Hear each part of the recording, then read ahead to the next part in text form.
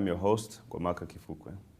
On this program, we're extremely honored and privileged to have His Excellency Jerry Rawlings join us to share his views on leadership and some of the lessons he's learned along his leadership journey. Your Excellency, welcome to the program. Thank you. Now, you're a very storied and well-known head of state from Africa, and you've done a lot for both Ghana and for the continent. And we'll get to some of that later on, but I want to start right from the beginning. As you reflect on your leadership journey, where did that start and how? I was pretty young, around the age of 9, I think, 8 or 9, as I sat in a compound one day, and my auntie was whispering to her mother, my grandmother, that she would have to secure a party card before her husband would be paid.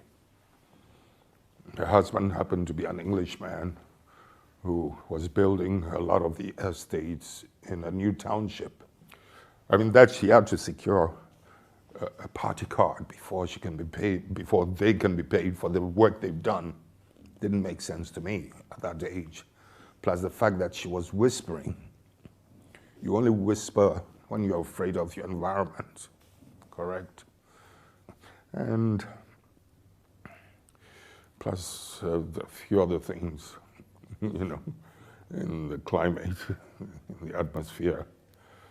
The young pioneers. Well, not too long. Yeah, we had.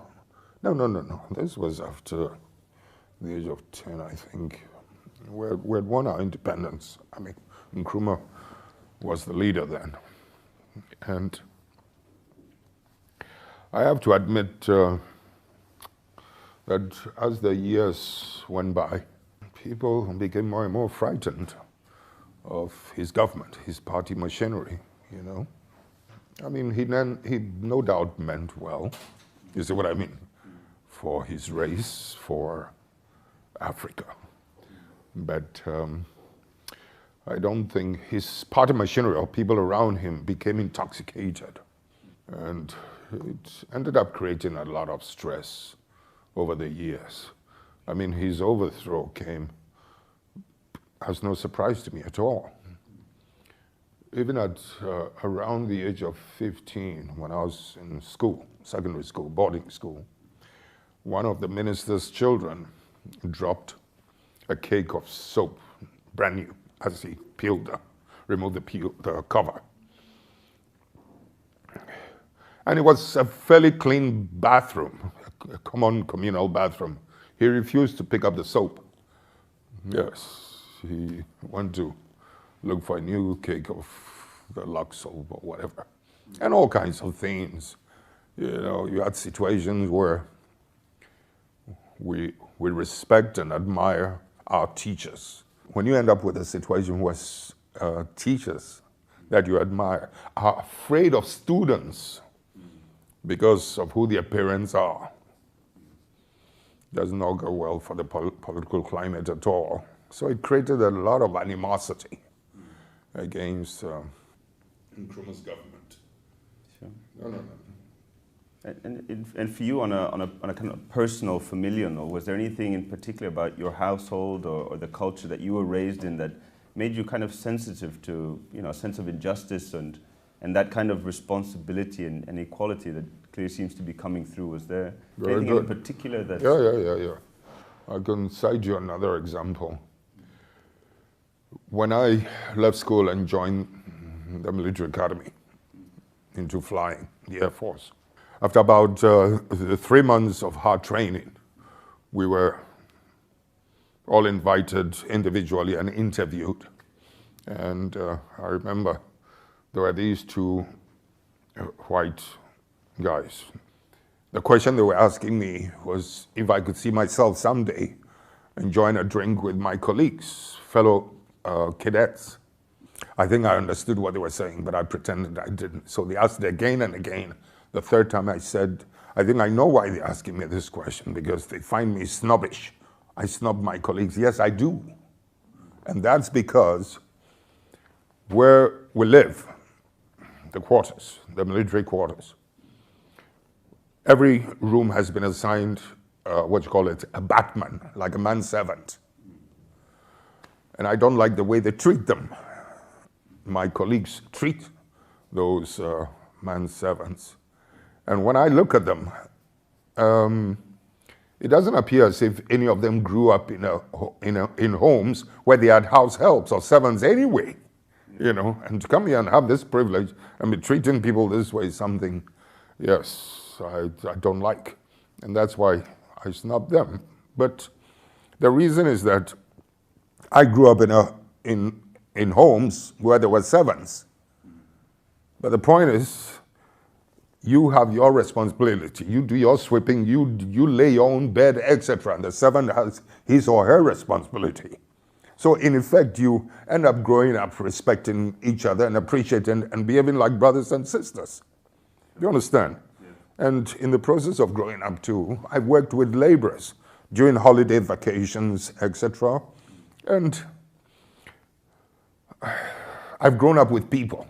I did not grow up and allow anything to take me outside the orbit of reasoning, the empathy that we must necessarily have for one another. So.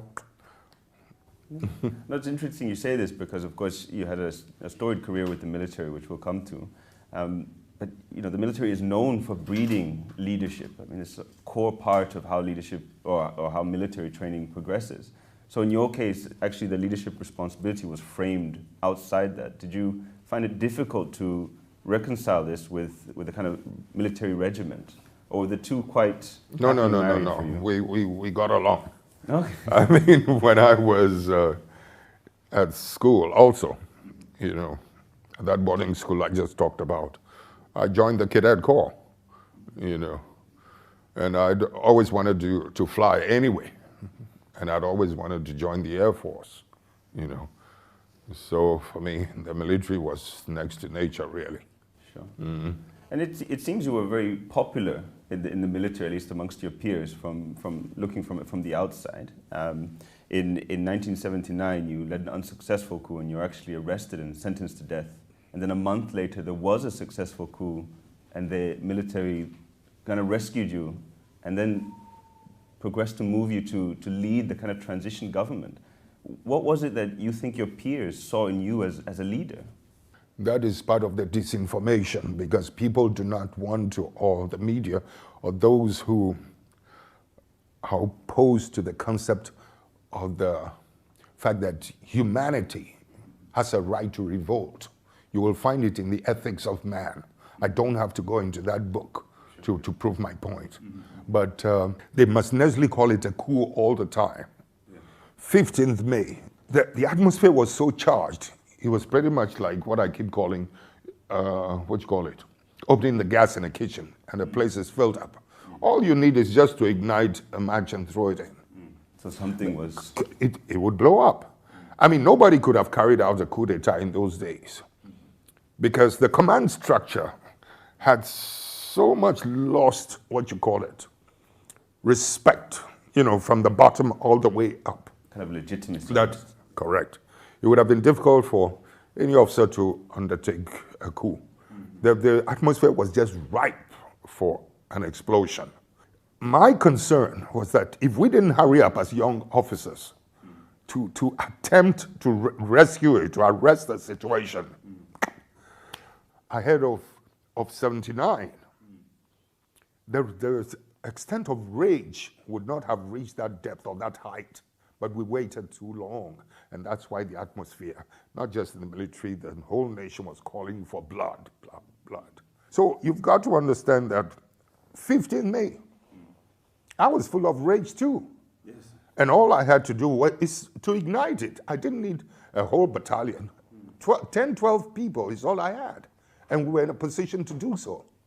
But at the last minute, I decided, no, I couldn't, because so many innocents would be killed. Yes, officers, their wives and children, etc. The extent of rage amongst the rank and file was too much. So I decided, no, I wasn't going to ignite it anymore. And I asked my my boys to go to have some rest because we were as ready as midnight. Incidentally, the night is a more secure and safer time for people who want to do violence. Yes. The daylight has a restraining effect, naturally. So I thought I'd ask them to get some rest and would start around 3 o'clock in the morning.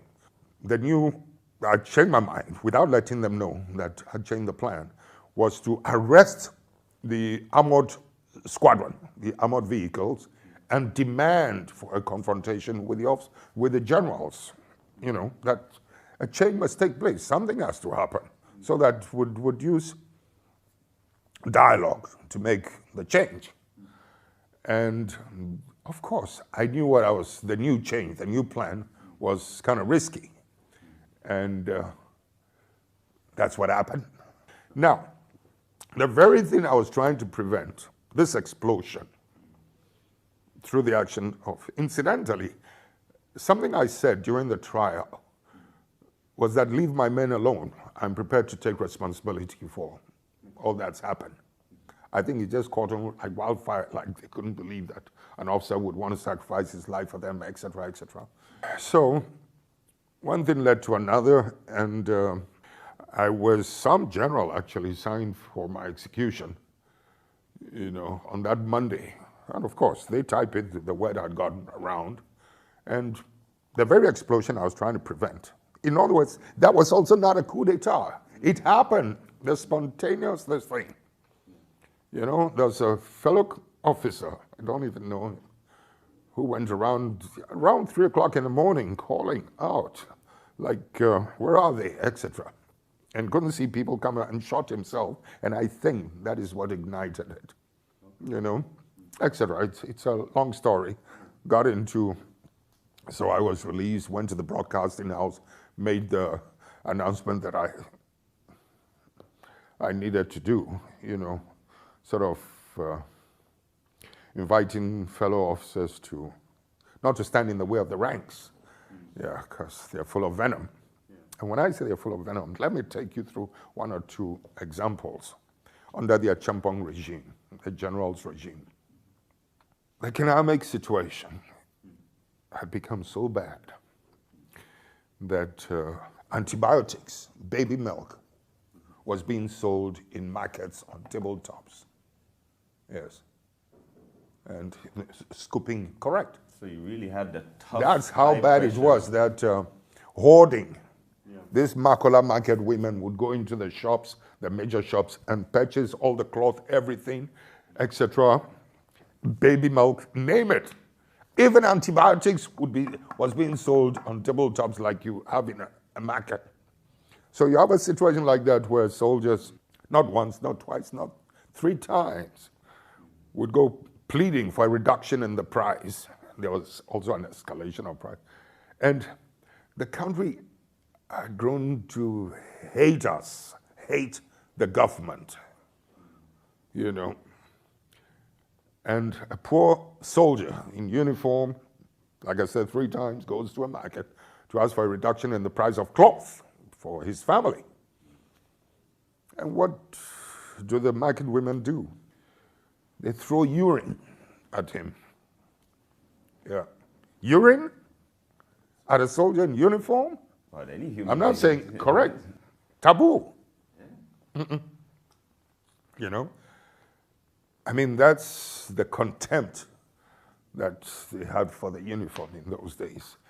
So at that moment, you can understand how much he would hate that woman, hate his general up there. No, the officer corps, and we were seen as officers. They didn't see that, you know, there are officers and there are officers, generals and whatnot. Oh yeah, they would have done us all in, you know. So you've really been driven by a sense of fairness and justice, but also a loyalty then to the state, as it were, the state of Ghana, stabilizing it and so on. You very quickly ceded from the military to a civilian role, and that was short-lived. And so you were brought back in, and managed to stabilize the country by establishing the Fourth Republic. I wasn't brought back in. Oh. I came back in. Okay, sure. When we handed over the first time to Liman, after 3 months, it was almost as if, 8 generals, including 2 former heads of state, had been executed. And some of them were innocent people, commanders. But it was best to sacrifice the commanders than to go down the ladder of all the guilty people that the rank and file knew about. You know, it was a very difficult thing. At first we thought we could sacrifice only 2. 10 days later, the tension was building up. If we didn't let go, they would start collecting. Meanwhile, they had arrested officers in all the units, except for, those within the rank structure that I had named. So, etc., etc. That period was an expression of rage. But thankfully, we managed to contain it within the military, and we paid the price for it, the national prize. And then the handover comes, very swift. You think all that anger and all that rage has dissipated? Of course not. It takes some time. It'll take time, etc. Etc. But to cut a long story short, there was still a good store of it, with a hope that in giving the power to this new administration, the road, of integrity that we had embarked on, the sense of justice, fairness, would be continued, would be an underlying principle. But no, the nonsense did not only start, the state security machinery started arresting and persecuting soldiers in various units and started harassing me. Yeah, they attempted to eliminate me on 2 occasions. Yes, of course. And they started giving back, the courts started giving back the properties that had been confiscated, ill-acquired properties that had been confiscated. States started giving back. So you were going back to that situation? Correct. Okay. Very disrespectful of human sensibility and sensitivity. And no sense of the history. Correct, Chief. So, this time round, don't forget the first time, the ranks felt that a lot more people should have been executed and we wouldn't have it, I wouldn't have it. Age was bad enough. If we don't move in again, it'll get even and they, worse. correct, and they do, it's like we told you, and it's like they'll complete it. So I had to take the lead again and assert my leadership from the beginning so that I immediately converted all that anger into productive energy. And that took a while, and you eventually then took over as a civilian leader. Oh yeah, that took quite a while. But our best time was that first 10 years of a revolution. And I remember, what's his name? And the whole of West Africa was actually getting ready to burn. Many governments fell, go look into it. And Nigeria was on the edge of the precipice to fall. And everybody, or most countries, wanted to have it our way. Because up to that point in time, most of us in Africa, West Africa, knew nothing but corrupt governments, one after the other. I remember when the Western powers and the media started talking about, terrorism, etc. I pointed out into their faces that you're now talking about terrorism when governments in Africa were terrorizing us, the citizenry. Where were you? Some have still not let go of the machinery of terrorism. It's like some of them still believe that's how to rule a people, And along with it goes heavy corruption, It's most unfortunate. But let me get back to the point what were you asking? So about this kind of that transition to a civilian government and how, whether that was, it seems it was second nature to you that eventually that was the right way to go. Yeah, what I was going to say actually was that the first 10 years of that revolution, when we didn't have the constitution, was our best time. It brought the best out of our people. And that's why I was saying, I mean, because it's a revolt. And you're expressing all of Yes, that. yes, yes. So yes, rather than yes. pitching inside, you use it creatively. Yes, a rejection of authoritarian rule and all the foolishness of the past, so that the people actually took hold of what now belonged to them. In a kind of, I suppose, a cheeky question, is it easier, in your experience, was it easier to rule in that period than it was later on, when you now have this constitution that, you're trying to build institutions that are democratic and fair? Yes, I understand you. Yes, it is. It was easier then. Easier then because of the spontaneity of the people. I think are good-natured by nature, if I'll put it that way. So then, and I'll be very honest with you. When we had to introduce multi-party and go, constitutional, the West has a way of saying we became democratic after 10 years in 92. We did not become democratic.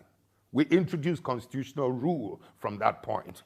But the democracy started from that point of revolt. Because the people then... Correct.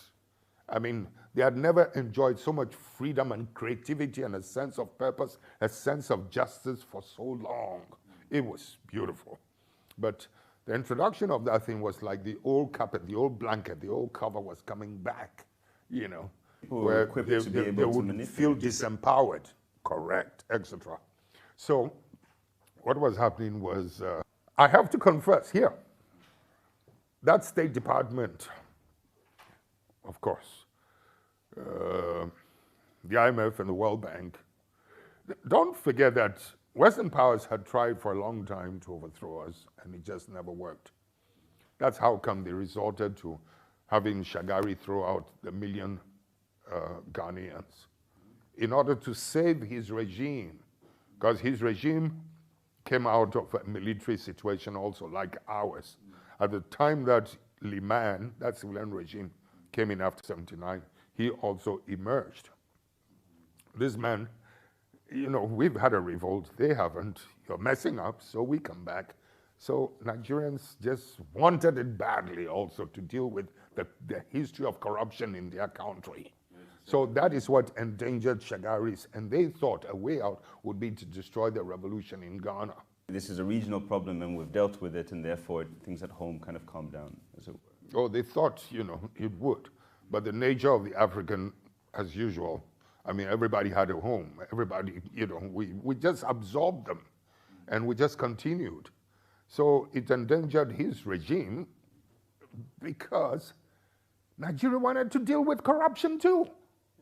This is finally, I mean, coups have attempted it, they've become corrupt, etc. This is probably the first time that somebody has emerged with a solid of integrity, known integrity, in a very corrupt situation. I mean, without a coup d'etat. So like the people have finally got the chance to get the right person. The right leader. And I'm hoping, as I was saying yesterday, that he would pick the right team and give Nigeria the leadership that she wants, she desires. And that would really dynamite things, in a positive way. But just to take you a step back, as you had said about under the military period, I mean, it's counterintuitive to a lot of people. That is when people enjoyed most of their freedom. And I think in a lot of ways that says a lot, if I can be frank, about as you as a leader that ensures, yes, this is a military style and there's no constitution, but people have their freedoms. And I want to kind of segue into a broader point about leadership in Africa. There is a sense that leadership on the continent is personality driven still, whereas in other parts of the world, leadership, particularly the executive, has become an institution. I mean, is this a fair kind of generalization about Africa and about the rest of the world? Or do you think again, this is part of, as you were saying, this misinformation that it's used against us as Africa? No. We also have a way of contributing to that cult, you see what I mean? But I think we, as leaders, when we end up in that situation, must recognize that people will now begin to treat us like semi-gods. And we should be conscious of it, duty-bound to prevent it. We must create the kind of chemistry that would make people tell it to us as they should. You see what I mean? Fairly and firmly, you know, and respectfully. But this is at the very best. Then, of course, you have those who actually come with criminal intent. It's a very harsh, strong word, but who are so materialistic that they actually go out to destroy institutions of integrity in order to survive. And this is what happened after I left office, you know. But let me ask you that. I mean, you respected the two-term limit, and you left office in 2000, actually to an opposition party, as I understand it. And you decided to respect that, so, you know, thereby giving that kind of institutional legitimacy. Correct. Can you actually stop being a leader? Is that something that's possible? Not necessarily as a head of state, but you still lead, you still have influence. Correct. Is that something you're able to do? And that's why I'm saying people ask, people have the tendency of suggesting that I had all the power and I could have stayed on, you know. And I tell them, no, I couldn't have. I would have been defied by the people. The institutions do exist in most of our countries, but the human factor, you know, lacks the confidence. The intimidation from the machinery, the posting away, you know, judges, etc., to outlandish places, etc. You intimidate, and everybody then kowtows to, you know, the central political authority, which is not good enough. And that is not part of our culture as Africans, in our native tribe, or what you call it. I mean, we do have respect for one another. But that's the point I was also making, that in inheriting the English language, and I'm saying that you should have used that language, those collection of words, you know, to express the culture of your integrity or the integrity of your culture. But no, we also allowed it, you know, to be contained, and we use the language as a weapon of intimidation in governance. That's what can sentence you, that's what does this, etc., etc., etc. Let me just cite one little example of something that happened one time when I came into office the very second time, and soldiers were misbehaving all over the place. Soldiers from my unit, you know, went and provoked something or the other, and there was likely, I mean, it created tension, and there could have been an attack the following day. And I was thinking, I mean, what can I do to prevent this thing in a very genuine way? I thought about it and realized the solution was right there. So I called some of the senior warrant officers and said, go and see your counterparts in the other unit and indicate to them you're coming to see them at 5 o'clock, 5:30 the following morning. That was all. That was all. Tension began to dissipate, because in our culture, you know, when something serious, genuine, spiritual has to be dealt with, you call the children, the parents call the children, or whoever they are, the elders, wake up at 5 o'clock in the morning, 5:30, sit and deliberate on the issue. And resolve it. And resolve it, because it's seen as a very genuine, serious situation. You understand? So I'm saying by the following morning, the tension had dissipated. So you lean on that kind of cultural. Correct. And too often we put it outside, put it away, lock it away, and just continue this way, in this, what do you call it, superficial manner. And this is why I'm saying that I respect Nigerians a lot more in this respect. They've not, your lady, what's her name? The MC, she is smart, huh? Brilliant. I mean, she is, these are the kind of people, they are role models, and she's perceptive, a wealth of information. In some parts, in some political areas, we bury people like that. We suppress it. We don't allow them to shine, to be role models. And that's part of the problem we have. There was a lady who talked about Chinua Achebe. She's very right. I read Chinua Achebe as well. I was at school, and how impressed I was, and I read the other one. What's it called? Another one was written by, along the same lines, was written by Ayikwe Ama, a Ghanaian. Ayikwe Ama's book had the title, The Beautiful Ones Are Not Yet Born. Yes, very famous book. As I grew up, and I was seeing so much brilliance, so much integrity, you know, like all the people at this conference yesterday. As I was beginning to notice people like that in my country, in those trying, corrupt times, that's when I realized that no. The beautiful ones are born, they are there.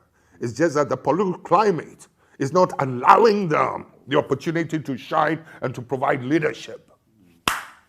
That's it. So I didn't feel intimidated by, you know, having to take over at all, because the people to lead us and to provide whatever to help us are there. I suppose They're the there. same for leaving office. You knew that there were people there. Correct. You know, and that kind of brilliance is, excuse me, is created by, this is brain power. This is, their self-esteem is in their ability, their brain power, their intelligence, etc. It's not through the show of materialism. You understand? And they're there. We should use them, you know, to provide the necessary leadership. Okay? So I think a good leader must be able to recognize those with leadership potentials and bring them up. Get them out. And get them out, you know, to provide the leadership. Sure.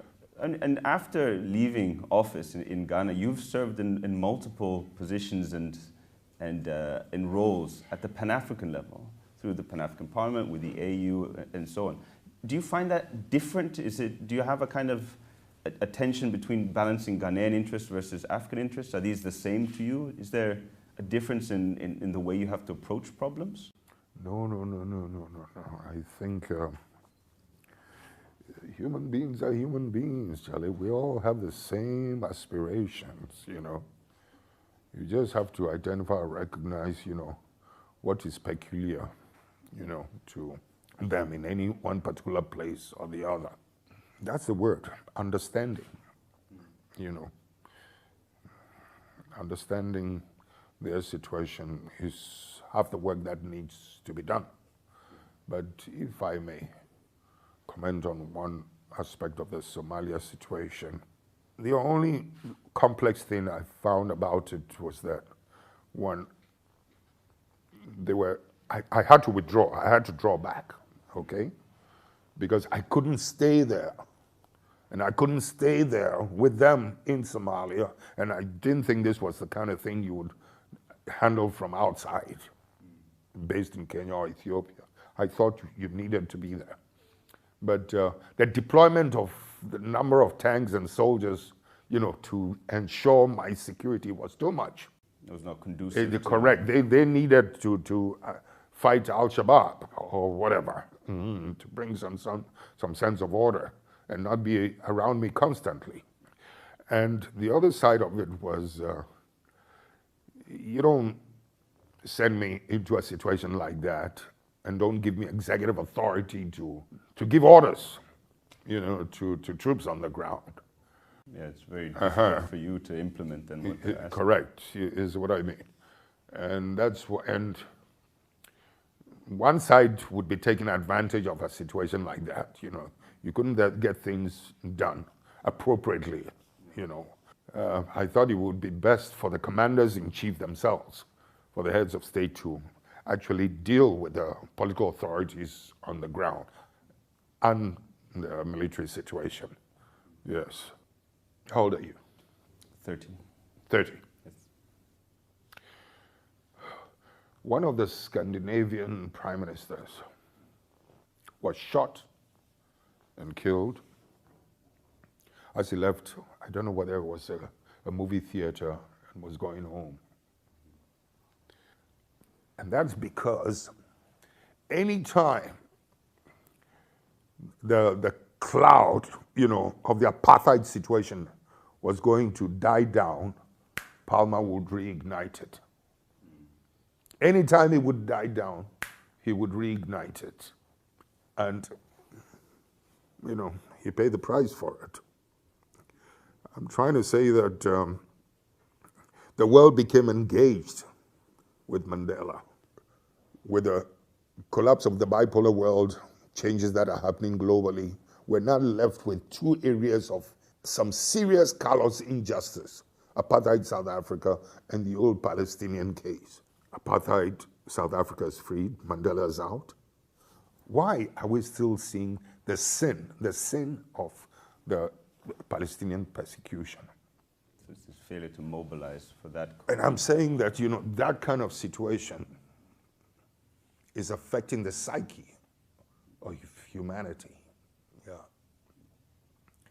And if we cannot deal with that kind of injustice, it will continue to percolate down and spark little pockets of injustice in places. Yeah. We need to restore the greenhouse cover of international political morality. It'll take the energy out of fanaticism, because part of it is directly related to the manner in which these Palestinians have been treated. It's unconscionable.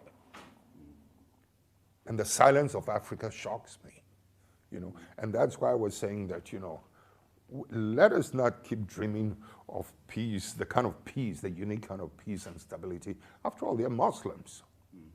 The unique kind of peace and stability we're asking for. It wouldn't happen if we're not heard voicing. Even if nothing happens about it, we ought to be heard voicing, our rejection of that kind of situation. But if I can take you back to an earlier question, just because it was the second part of it. As a former head of state, you're remarkably candid and very open and outspoken. And this is quite unusual, particularly for African former heads of state. Can you kind of glean us or tell us why that might be? Is there anything different about you, or is it that the situation doesn't allow for this? I don't know. I mean, this is the way I've always been since I was a kid. This is my freedom. I used to say that I didn't go out to want to be a president or a head of state. It was my pursuit of justice that put me in the seat of the presidency, So coming off it has not changed me in any way. Not when the circumstances I can see are still unjust. So those that I can speak about, I will. Those that I can do something about, I will attempt to. Yeah. And then just in kind of in wrapping up the interview as well, I just want to hear a little bit about Jerry Rawlings, the individual, the husband, the father. How do you balance this with this persistent pursuit of justice and high office? I mean, how, to put it very bluntly, how do you relax? How do you unwind? How do you attend to those other things that people tend to overlook in leaders, that, you're a human being too? It's difficult to relax, in this kind of situation. The beauty of our situation when I left office, the economic and the social gradient, the pyramid, was very shallow, the authority gradient. But it's become very steep now. Guamaka. Before the collapse of the bipolar world, President Nyerere was passing through my country, I think to refuel, when I met him at the airport. And as we were walking from the aircraft to the lounge, he was asking me, what are we going to do with the imminent collapse of the Eastern Bloc? Because their socialist policies, served as a counterbalance of a sort to the capitalist, whatever it is.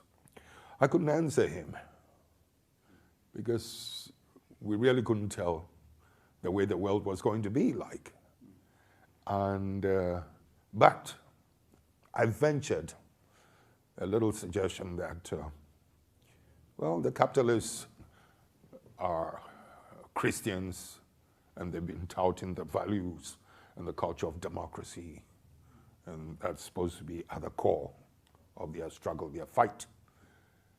So maybe the world might turn out to be a better place. The very Pope John Paul who contributed to the collapse of the Eastern Bloc, several years later, indicted the economic practices of the world with the words, the savagery, in his pastoral letter, the savagery of capitalism.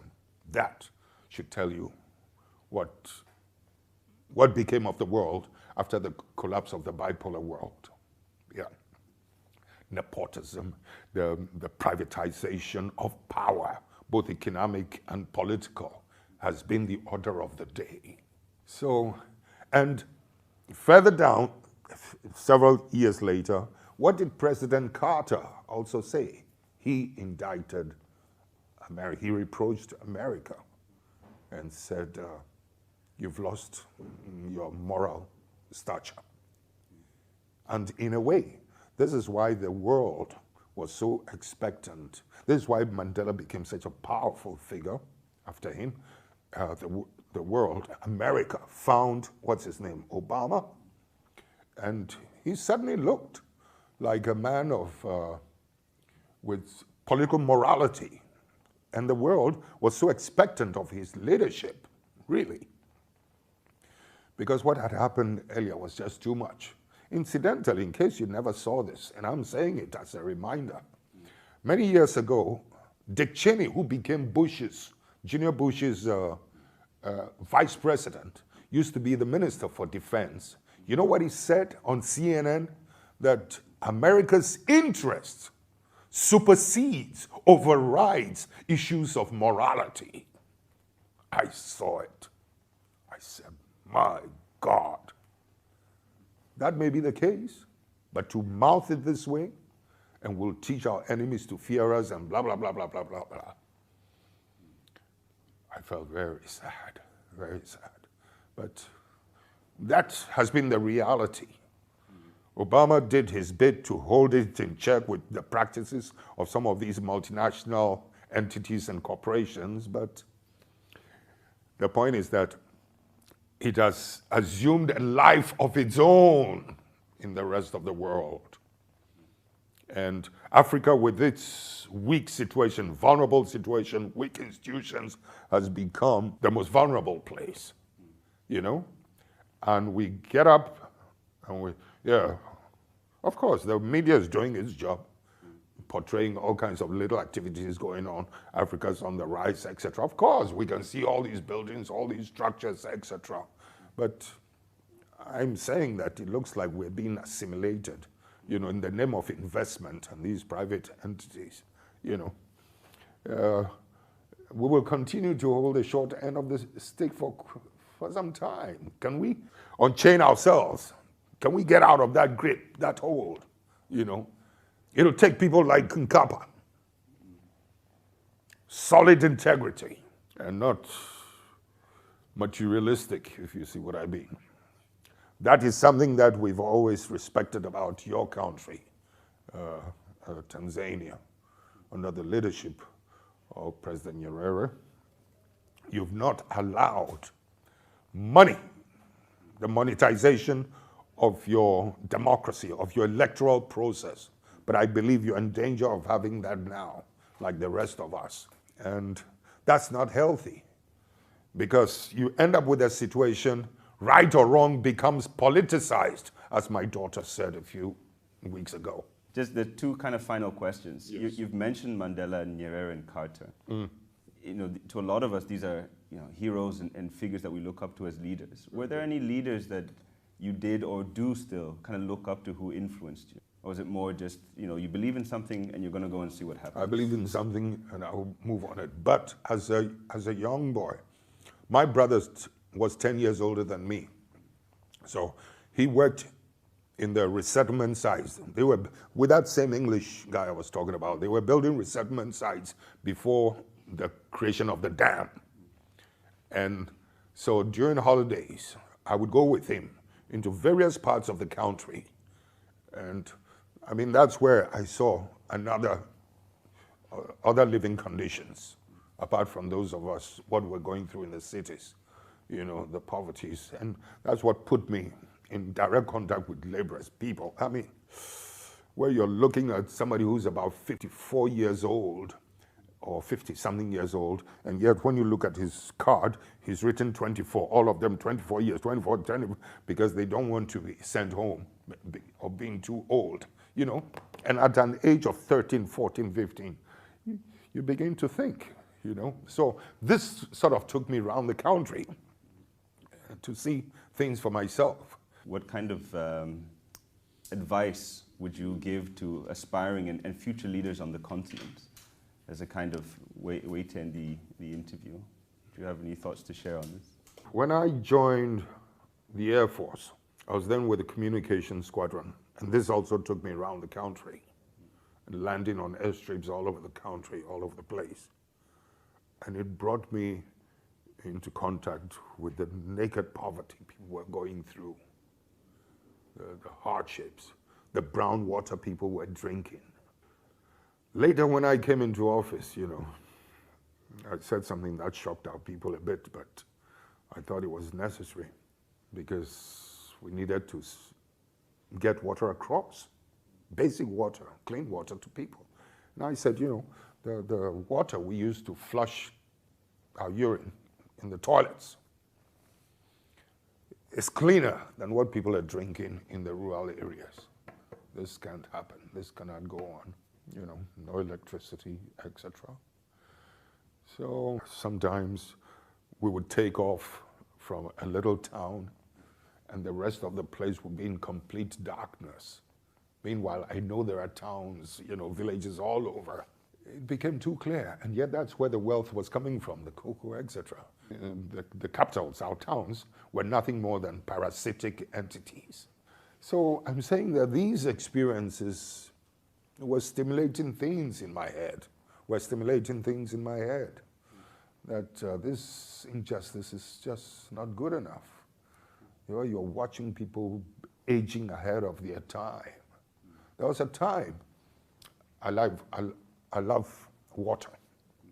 Most weekends, I would go to the riverside and stay there as a young officer. Sometimes, yeah, with my wife also, and our first daughter. Just as a way of escaping from the stress and the pain in the towns, in the city.